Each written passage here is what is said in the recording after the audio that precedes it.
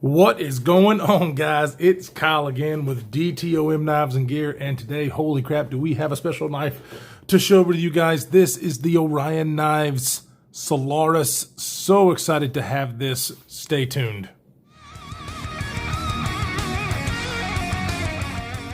All right, welcome back, everybody.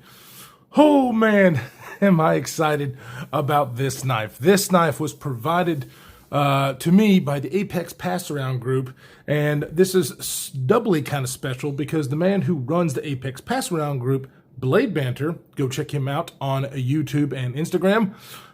He's the guy who runs it. I was invited to that, so I was super excited about that. But this is doubly special because this is his own knife, his knife company and design.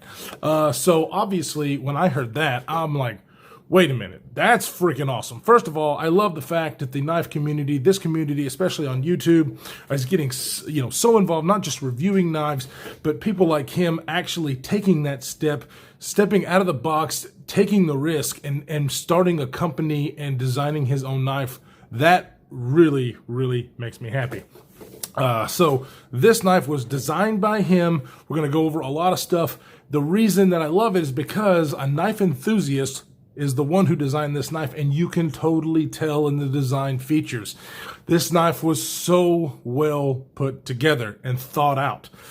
So as you can see, it is a button lock. Button locks are, as far as the knife enthusiasts go, such a fidgety, wonderful thing. I love button locks. I did a full review on a few different button locks, and then also did a comparison.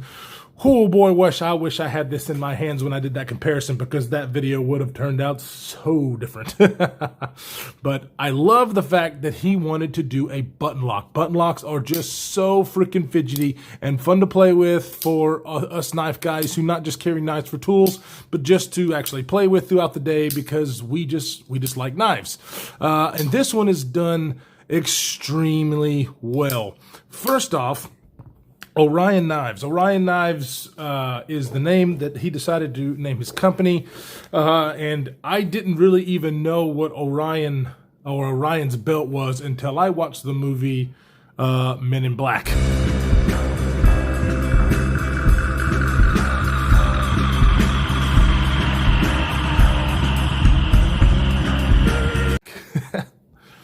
That movie got me to really know what the Orion's belt is, and that's a constellation of 3 stars. The Egyptians had special meanings behind it, and I think it's super cool because he's got triplet boys, and so it's pretty special. You know, he chose that for the maker's mark, for the company logo, where each one of those stars represents his boys, his triplet boys. I'm a twin, and I'm a father of 5, so I could totally appreciate that. That just makes me happy.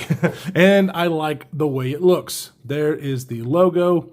It's also, of course, on the box. So that really, really kind of touched home for me as well. So very well thought out in that aspect. So what are we working with?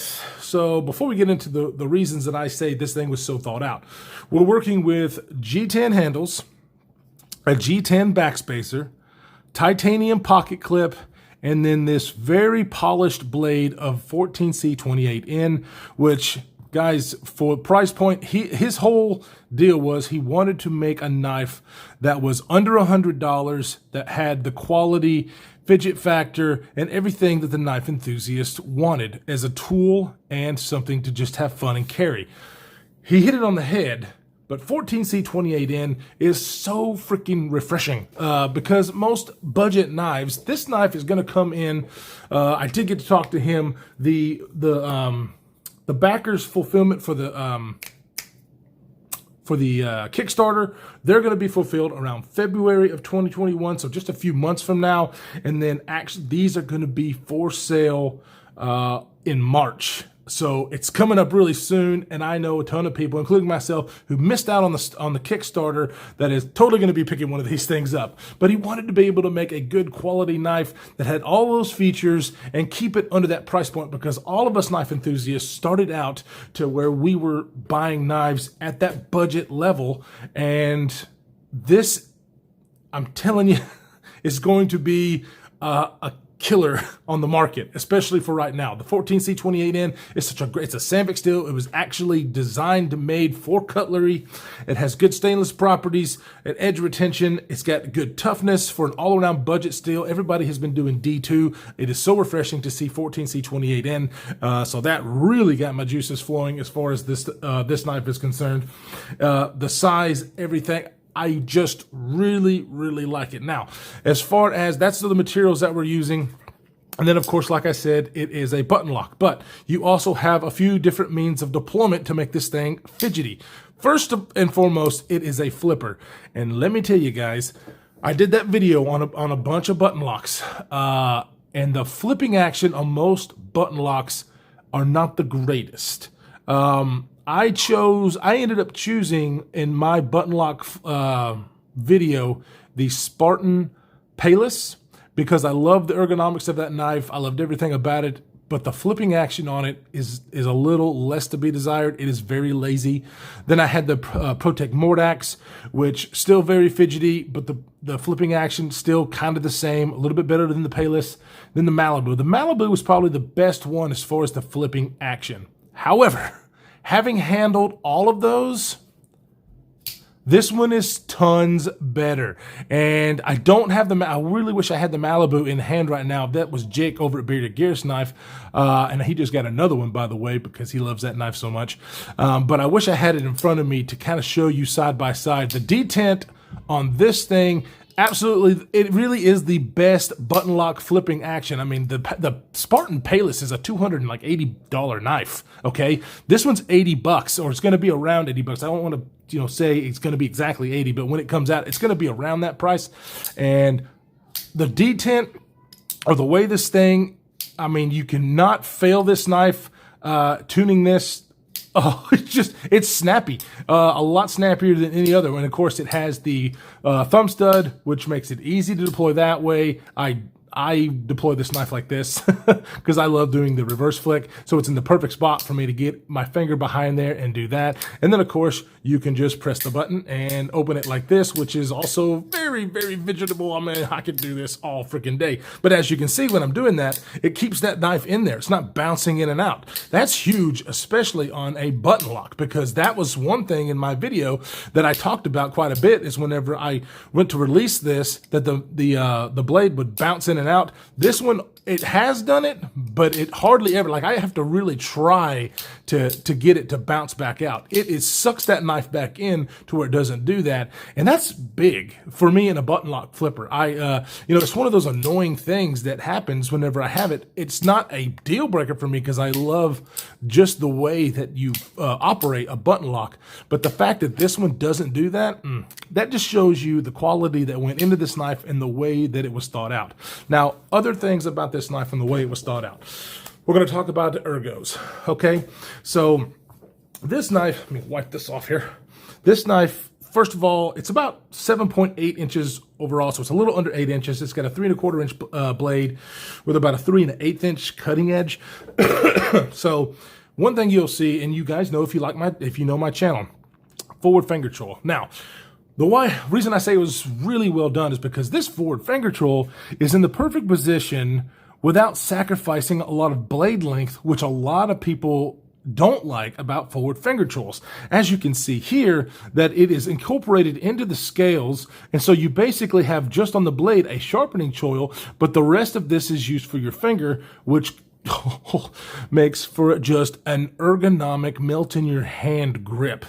This is how the knife is made to be held, and you can do anything in this grip. Now, holding it back here, I've got very large hands, so holding it back here is not as comfortable for me, but if you were to do any kind of like stabbing tasks, you have the ability to come back here, and then the flipper tab acts as a guard, so you can get that done. I mean, this just feels so natural. I mean, I am biased because I love a finger choil grip, the way this is, but you don't sacrifice hardly any blade cutting length, and it works so well. I I could not keep this thing out of the pocket to take with me and carry, because this thing is so comfortable in hand. Another thing that I love about the design is the flipper tab is not intrusive. Like it's there, but it's not huge. One thing that he did say in talking with him, some people said that they thought this was pretty sharp. It actually does have rounding around it, but I guess some people, he listens to the community. Some people said it was a little sharp. I don't really think it is, but he said that it is going to get more chamfering around here. And then another thing that's different on this model, which is a prototype versus the production, is the knife community always complains about T6 body screws. It has a T8 pivot, T6 body screws, but that is going to change, and so the body screws are going to be T8, which of course knife enthusiasts like T8s just because they don't strip as easy. So he's listening to the community and doing that. I mean, you can't ask a maker you can't ask for anything better. He listens to what people are saying. So there you go. But as you can see, it's not intrusive. And then of course it has this swoop down here. So it goes in with the line of the knife. So when this knife is in your pocket, there's the pocket clip, so the knife is sitting like this. You slipping your hand through there. You're not hitting the pocket clip when you're putting your hand in your pocket. Very, very nicely designed and thought out, of course, because he is a knife enthusiast. Here it is, the pocket clip. The pocket clip is a 3D milled titanium pocket clip, which is done really, really nice. It sits, not like super, super deep, but I mean, it's a very reasonable amount of knife sticking out of your pocket. Of course, you guys know me. I do not care about deep carry. I have knives that stick way further than this that I don't care about. But the pocket clip is nearly perfect when it comes to retention and getting in and out of your pocket. It stays in there. You don't have to worry about it. Matter of fact, this thing weighs about 4.8 ounces, maybe a little bit less than that. So I think it's a great weight for this. You've not just got a great size, but it's, the thickness of this is about, a little over a half inch. Let me like 530 something thousandths, I think. So it fits my hand like a dream, because I usually like a little bit thicker of a knife. Now, as far as the thickness of like your PM2, it's a little thicker than your PM2, as you can see. Well, since we got that out, let's go ahead and do size comparisons anyway. But it really does feel well in your pocket. There it is against the the PM2 and then the Para 3. And as you can see, very, very nice size. You get basically a full-size knife, but it's just a little bit shorter than your PM2 if you think that's too big, and then of course bigger than your Para 3. So a very good EDC size. I think people are going to really love not just the size of the knife, where it's not something huge in your pocket, but it's got enough blade length to do what you got to do on a day-to-day basis, and the ergonomics with that finger troll are just a dream. But let's go ahead and see what it looks like when you do have it in pocket, and what the let's see if we can kind of get this. So the PM2 definitely taller in the pocket because of the big, huge finger opening. And, but this one is just a little bit smaller than it. So if you're used to the Para 2, or the PM2, you're going to definitely like this in the pocket, because it's just a little bit less in the width there as far as your carry profile. The 3D milled, titanium pocket clip works very, very well, as you can see there. I mean, it just has enough area to get in and out of your pants. I wear thicker pants, and I didn't have any issues getting this in and out of the pocket. One thing that is cool that I didn't really notice until now is it does have removable thumb studs. That's cool. Some people put removable, and some of them are just pressed. So that's pretty cool. You can probably one of the things that he's going to do is, as of right now, this is black with red accents, red backspacer, but you will be able to get a few different colors of these accents here. That's so cool. I mean, the fact that you can actually make this knife your own, get different color parts to your liking. Of course, I love the red and black. That's kind of my deal anyway. So that's fun. That's great. So I have not had to adjust this knife. It came to me, which it's been around for a lot of other reviewers, but it came to me centered. Action is just absolutely drop shutty. So it's just a testament of how well this thing is built. Now, who is it built by? It's built by a company, QSP, which I have had a few knives from. It is an overseas manufacturer, but they make things like the QSP Penguin, which we will be reviewing here a little while. I've had the QSP Hawk. I've had a couple of other knives from that company, and they do excellent work when you're talking about, especially, I mean, they do knives anywhere from the budget brand up to the higher end, but the budget options that I've seen through them have been such high quality that this thing right here kind of takes it a little bit over the edge. Now, the way this thing is designed and the reason why it works so well, I pulled this off of the of his website, which I will have linked down below. You can see here a few things. First, it has basically 3/4 liners, so it adds to the rigidity and sturdiness of this knife with those thicker G10s where you can, not have to worry about this thing failing on you at all. Decent sized pivot and multi-roll bearings. That is something you just do not see, and especially the budget game, is the multi-row bearings. See if I can get a better picture of that. See that? So that is really what makes this knife action so very nice. And also with those multi-row bearings, it's going to have more stability on that pivot when you have any kind of torque from side to side, up and down, which this thing does not. It is very solid. Up and down, left to right, locks up very, very nice. You see that nice stop pin there, if I can get it to focus. So just an absolute wonderfully built knife that when I first saw, I was like, that looks different. So it's different. It's built well. I'm just really happy, especially now that I've got to know Blade Banter, and his story. I really just think it's an awesome story for him to be a knife reviewer, a knife enthusiast, and then be like, you know what, I could do this. And then taking the initiative and doing it. That's the American dream, guys. Now, a lot of people, QSP is an overseas manufacturer. I get it. So a lot of people don't like that. But guys, this is an American designed, American company. Yes, that it is outsourced overseas because he's trying to keep that cost down, because he knows when people get in this community, they don't have a lot of money to get. They want some good quality knives, but they don't have that kind of money to just spend on these high-end production American knives. So I don't mind that at all. If you do, then, whatever. I'm an American, I'm a patriot, and I buy American first. But these knives that are made by American design, or that are designed by Americans and then outsourced, is still putting money in our economy. And if you don't like that, then yeah, you can leave. Whatever. This is something that I think is great, that he's able to do this, get this done at the price point that he wanted, to get it out in the community and have people have a good, reliable tool to carry around that is also fidgety as hell. The only thing, okay, I've talked about this knife because I absolutely love it. The only thing that I see that I want to see actually is this 14C28N is a very, very nice steel. It's got that flat grind. This thing is slicey as hell. I got it at like 18 thousandths behind the edge with this high saber ground. So the blade shape itself, let me just kind of put this up here before I talk about it. Look at that blade shape compared to the Koenig Arius. Kind of similar as far as the way this, so very utilitarian blade. Now, except for the polish. If this thing had an option for like a tumbled blade, which I'm a fan of, boy, yeah.